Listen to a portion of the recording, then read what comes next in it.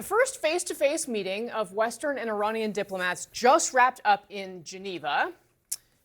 Perhaps it comes as no surprise that Donald Trump is not impressed.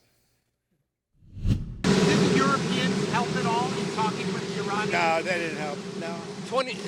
Iran doesn't want to speak to Europe. They want to speak to us. Europe is not going to be able to help in this one. It's very hard to stop. When you look at it, Israel's doing well in terms of war.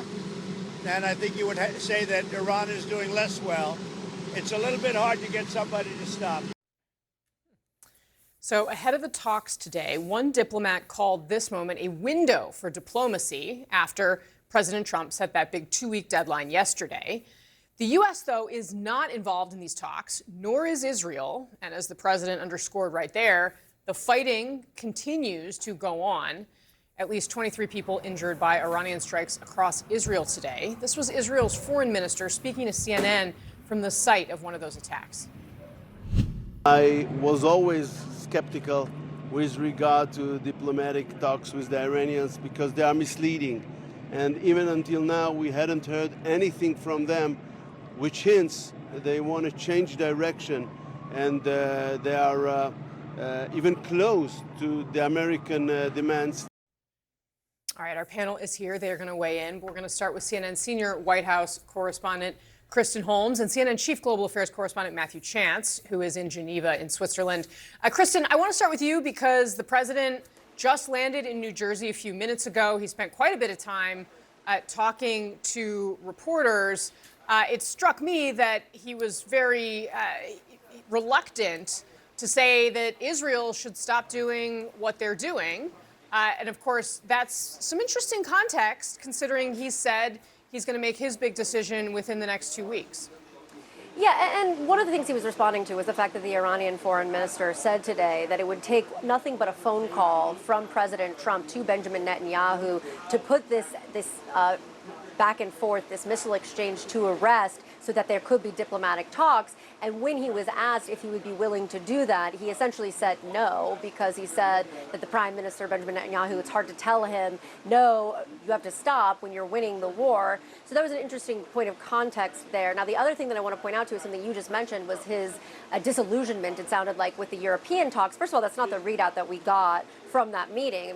Iranians came out of it saying that they were more welcome and more interested in a diplomatic solution because of that sit down. And the other part of that is that the United States is incredibly invested in those talks that just happened between these European leaders and Iran, to the point where Steve Witkoff, the Middle East envoy, was meeting with the United Kingdom foreign minister yesterday ahead of him traveling to Geneva for those talks. They've been in constant contact about what a diplomatic solution would look like. So not surprising that President Trump would get out there and insult them, but also a little bit, it seems, off message from what the White House was saying and how they were interacting with these foreign ministers. Now, the other part of this is he was asked, why 2 weeks? What do you think is going to happen in 2 weeks? And this is what he said.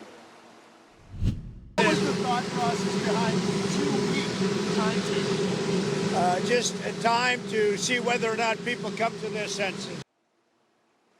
We also asked, or reporters, on the ground also asked questions about what would happen at the end of 2 weeks. He said 2 weeks was a max, but he wouldn't really get into what exactly is going to play out over that time frame. And then, just as you mentioned, because this is something we have been reporting, is Donald Trump's lack of confidence in his own intelligence community, and particularly thinking that his director of national intelligence, Tulsi Gabbard, is off message. He said that today when asked specifically about her March testimony, in which she said that they believe, the intelligence community, that Iran was not near to developing a nuclear weapon. And he flat out said, she's wrong, and I guess my intelligence community is wrong as well. Right. No, it's pretty remarkable split there. Matthew Chance, you, of course, have been covering those talks between Iran's foreign minister and his European counterparts. As we've noted, the Israelis, the Americans, not part of those conversations. What did we hear from them today, and how do you think that's going to shape what happens next?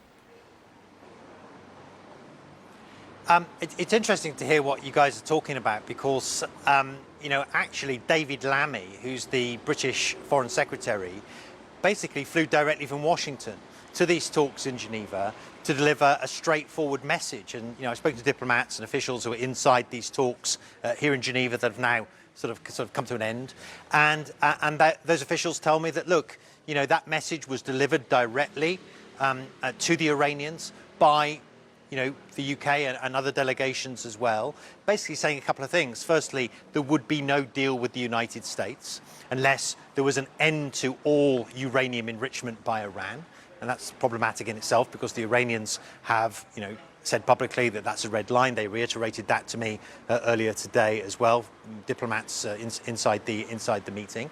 The second message that was delivered from Washington to the Iranians is that Washington wants direct talks between Iran and the United States. And the Iranians sort of said in this meeting, look, we're not going to do that so long as Israel continues to bomb Iran.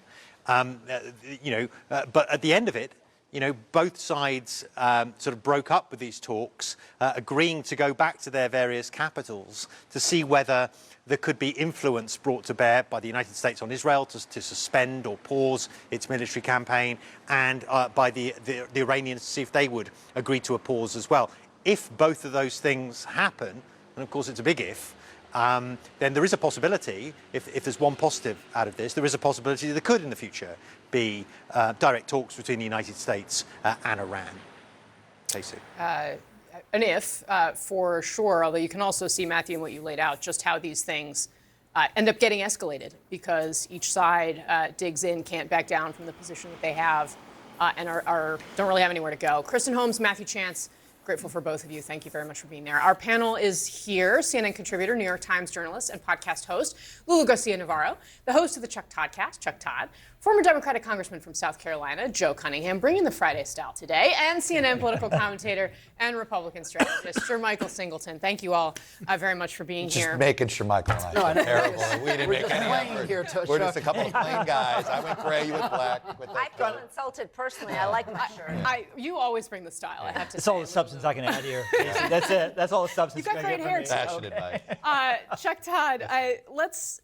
This is a big moment for President Trump, and in fact, he was asked about that, whether this was going to be the biggest decision that he has made. He wouldn't really answer the question. He said, ask him again in a year or 5 years. Right. Kristen Holmes was mentioning what he said about his intelligence community in that assessment. I want to play what he said, and we'll talk about it. Take a look. What intelligence do you have that Iran is building a nuclear weapon? Your intelligence community has said they have no evidence that they are at this point. Well, then my intelligence community is wrong. Who in the intelligence community said that? Your director of national intelligence, Tulsi Gabbard. She's wrong. Chuck, I mean, it is very difficult not to flash back to the run-up to the Iraq 100%. War and the fight over the intelligence, because right now that's exactly what we have. The president of the United States disagreeing with his intelligence community about the information that he has and how he's going to use that to make decisions. What does it tell you? Well, look, The Economist had a pretty good scoop about what it was. What did Israel have? What new intelligence, actionable intelligence that they've been sharing? And the Israelis seem to have gotten some indication that there is at least an attempt by the Iranians to try to at least have a team ready to speed up the building of a nuke. But it's, this is, I felt the same way. You're like, wait a minute, we've been here before. Where are folks looking for the intelligence that makes them feel better about the decision rather than just simply assessing the intelligence? Look, there's a couple things here that I've gotten some indication from some folks I've talked to that what he's waiting for is assurance that the bomb will work. And, because if you do this, he does not, if he acts, he does not want it to be a long-term thing, right? He wants it to be like it's an in and out. We're talking like good luck with that. The first Gulf War. That's right. Not the Iraq invasion. That's right. Or think Libya. The way Donald Trump thinks is think Libya in 1983, right? Meaning he wants that kind of, You always have to go back the to killing of Qasem Soleimani. Right. You come in with a drone. It's, right. And people cheer. He's not been reassured that these bombs are going to work, because what happens if you drop it and it doesn't work? And it doesn't take it out, right? Then that's a problem. Look, you know why he picked this? Says 2 weeks. 2 weeks, we know this. It's a crutch. When he's not ready to make a decision, he throws it out 2 weeks because he's hoping maybe the facts change, maybe things on the ground change. Now, this puts a deadline on Israel. Their defenses are gonna continue to weaken. There's only so much of these missiles they can keep knocking down. To have to drag this out another 2 weeks is not something they're looking forward to. Is this an attempt by the president to say, okay, Israel, you have 2 weeks to maybe sneak in a commando unit and try to blow it up from the inside. You know, I think he's hoping the facts on the ground change before he has to make a definitive decision here. There's something that is happening in Israel, which is since October 7th, what we have seen is a completely changed Middle East. The reason that Israel is able to do what it's doing is because it took out Syria, it took out Hezbollah in Lebanon, it took out Hamas. All of Iran's front line. All of And Iran's it's taken front out line way and its more of what Iran proxies. has than anyone And thought this they is could. but with the aim, all of this is the dream of actually taking out the Iranian regime and its nuclear capabilities, and it is as close as it's ever been in my lifetime to achieving that. So I actually think that it is going to be very difficult to roll this back.